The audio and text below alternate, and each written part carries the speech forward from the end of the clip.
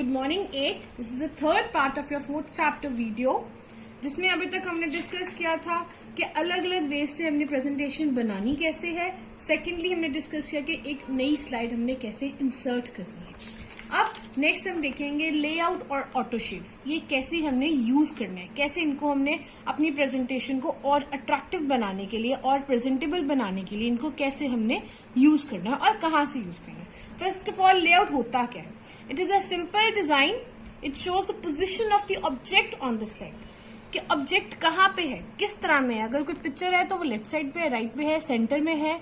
Depend करता है कि आपको किस तरह से चीज चाहिए। वो चीज जैसी है उस पर डिपेंड करेगा। चार्ट्स है, किस तरह से आपको कोई भी चीज चाहिए। कौन से ऑब्जेक्ट्स है देखो, tables, charts, clip art, media clip, smart art, pictures. ये आपने किस तरह से इंसर्ट करनी है, इससे सीधा इंसर्ट करनी है, इधर इंसर्ट करनी है, डिफरेंट स्टाइल्स में इंसर्ट करनी है। अब लेआउट कैसे करते हैं हम? How do we add a layout? सबसे पहले हम होम रिबन पे क्लिक करते हैं। होम रिबन से हम लेआउट में जाएंगे। ये रहा हमारा लेआउट के ऑप्शन, जहां पे हमने न्यू स्लाइड पीछे हमने डिस्कस किया था इसको। अब हमारी लेआउट के ऑप्शन, लेआउट पे हमने देखा तो हमारे पास ये देखो बहुत सारे लेआउट्स आ गए। हम कोई भी लेआउट किसी भी तरह का करेंगे वो हमारा यहाँ पे चेंज हो जाएगा। उस तरह के लेआउट को हम यूज करके अपनी स्लाइड्स को और प्रेजेंटेबल और अट्रैक्टिव बना सकते हैं। इसके बाद we come to clip art and smart art. वो हम यहाँ से ऐड करेंगे इंसर्ट रिबन से। इंसर्ट रिबन में जाएंगे, देखो यहाँ पे बहुत सारे ऑप्शंस हैं। Picture, clip art, table, photo album, shade, smart art, chart. तो ये कुछ भी चीज आप ऐड कर सकते हो यूजिंग दीज ऑप्शंस। अब सपोज मैंने क्लिप आर्ट ऐड करना है तो मैं इंसर्ट पे क्लिप आर्ट एड करूंगी। यहाँ पे देखो साइड पे ये नोट्स पेज में मेरे पास क्लिप आर्ट की ऑप्शन आ गई। तो क्लिप आर्ट में मैं सर्च कर लेती हूँ बुक्स के रिलेटेड। अगर कोई फोटो होगी तो वो आ जाएगी। ये देखो बुक्स के रिलेटेड जो मेरे कंप्यूटर में फोटो हैं वो अवेलेबल होगी। तो अगर मैं यहाँ पे डबल क्लिक किया, वो फोटो मेरे प्रेजेंटेशन की स्लाइड में ऐड हो गई, जौन सी स्लाइड मैंने सिलेक्ट की हुई है। इसके बाद अगर इस फोटो को कुछ भी मैंने चेंजेस करनी है, उस तरह से उसकी चेंजेस हो जाएंगी। सारी ऑप्शंस मेरे पास अवेलेबल है। फॉर्मेट रिलेटेड, पिक्चर की शेप को चेंज करना है, बॉर्डर चेंजेस करने हैं, इफेक्ट्स को चेंज करना है, पिक्चर को छोटा करना है, चेंज करनी है, ब्राइटनेस इंक्रीज करनी है। सारी ऑप्शंस जो पिक्चर रिलेटेड है वो यहाँ पे हमें मिल जाएंगी। इसके बाद we come to insert smart art. अब स्मार्ट आर्ट के ऑप्शन भी है यहाँ पे।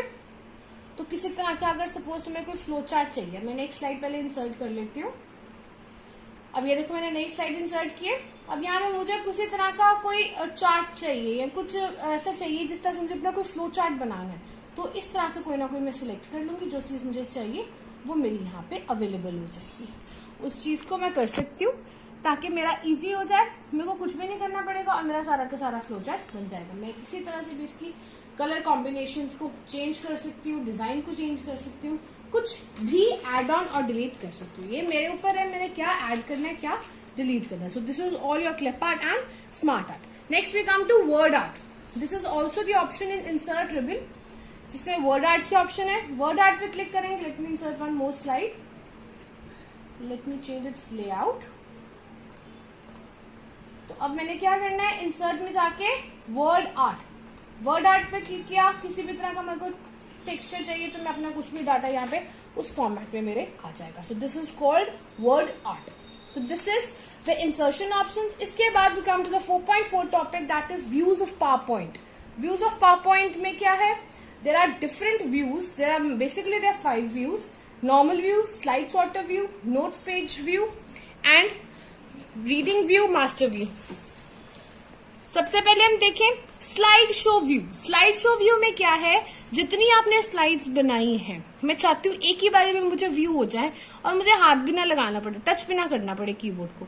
तो मैं सिंपली ही कर सकती हूँ, मैं स्लाइड शो को प्ले कर सकती हूँ। सो दैट मेरा स्लाइड शो प्ले हो जाएगा और मेरे को कुछ भी नहीं करना पड़ेगा। अपनी स्लाइड शो कंप्लीट करके, so slide show view is used to deliver presentation to the audience. Suppose आपने कोई प्रेजेंटेशन बनाई है और आप मुझे दिखा रहे हो, तो उसमें आपने क्या करना है, आपने स्लाइड शो व्यू में ही मुझे दिखानी है, प्लेन व्यू में नहीं दिखानी है। क्योंकि नॉर्मल व्यू में अगर आप मुझे दिखाओगे तो वो तो आपका वर्किंग काम है। मुझे तो प्रॉपर स्लाइड शो ही चाहिए। तो उस स्लाइड शो के लिए आपको स्लाइड शो व्यू को ऑन करना पड़ता है। अब स्लाइड शो को मेरे को प्ले कैसे करना है, कैसे स्टार्ट करूंगी? ऊपर देखो मेरे पास एक रिबन है, मेन्यू बार में स्लाइड शो की ऑप्शन है, उस पर क्लिक करूंगी, उसका रिबन आ गया। तो फ्रॉम बिगनिंग करेंगे तो मेरा स्लाइड शो ऑन हो गया। तो मैंने नेक्स्ट टेक्स्ट किया, अपने आप चलता गया। एग्जिट किया, ESC वाली की को दबाया, एग्जिट किया, स्लाइड शो खत्म हो गया। अब दूसरा शॉर्टकट की अपने कीबोर्ड पे आप F5 को प्रेस करोगे तो हमारे पास स्लाइड शो ऑन हो जाएगा। स्लाइड शो को छोड़ने के लिए, एग्जिट करने के लिए we need to press ESC key, that is exit key. First है हमारा नॉर्मल व्यू। नॉर्मल व्यू कौन सा होता है? डिफॉल्ट व्यू होता है जिसमें हम अपनी प्रेजेंटेशंस को बनाते हैं और एडिट करते हैं और डिजाइन्स वगैरह इसके अंदर होते हैं हमें। तो नॉर्मल व्यू हमारा जिस व्यू में हम काम कर रहे हैं, इसके अंदर स्लाइड्स, आउटलाइन व्यू, नोटपेन, ये सारे अवेलेबल होते हैं। Then comes to slide sorter view. Slide sorter view कौन सा है? जिसमें हमारी स्लाइड्स थंबनेल में नजर आती है। इससे पता चलता है हमने स्लाइड्स को सपोज आगे पीछे करना है, उनको सॉर्टिंग करनी है, तो उस तरीके से हम इनकी सॉर्टिंग कर सकते हैं। नोट्स पेज जिसमें हमने नोट्स हमारे साइड पे नजर आ रहे होते हैं। The slide selected in this view appears on the top corner and the information related to slides can be written.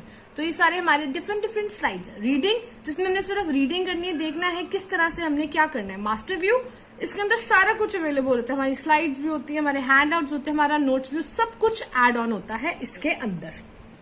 Now we move on to the next topic, that is animation scheme and transition. Animation का मतलब क्या है? Animation का मतलब है कोई object एक चीज में मूव कर रहा है। जैसे कि आजकल व्हाट्सएप पे GIFs आती हैं, उसमें क्या होता है, पिक्चर के अंदर कुछ ना कुछ चीजें मूव कर रही होती हैं, तो that is called GIFs and that is an example of animation when that it is an ability to move object in a slide. तो ये स्पेशल इफेक्ट्स हैं, ये सारे एड ऑन करके हम अपनी प्रेजेंटेशन को बहुत ज्यादा अच्छा बना सकते हैं, अट्रैक्टिव बना सकते हैं। एनिमेशन लगानी कैसे है? एनिमेशन में यहाँ पे मेन्यू पे गए, ये देखो किसी तरह की भी एनिमेशन को आप लगा सकते हो। मल्टीपल स्लाइड्स, कोई भी एनिमेशन सिलेक्ट कर लोगे, यहाँ से एनिमेशन। इसके बाद हमारे पास आता है स्लाइड ट्रांजिशन।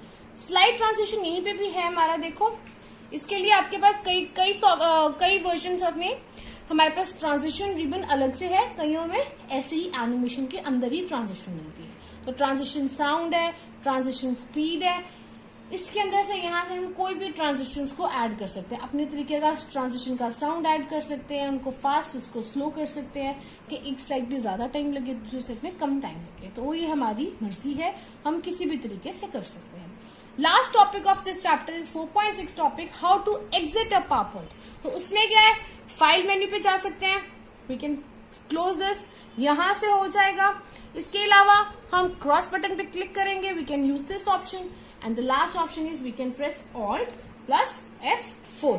तो हमारे पास क्लोजिंग की ऑप्शन आ गई। हम यहाँ पे अगर यस कर देंगे तो चेंजेस सेव करने के लिए इसके बाद हम सेव कर सकते हैं, नहीं करना है तो नो पे क्लिक करोगे, आपका डॉक्यूमेंट बंद हो जाएगा।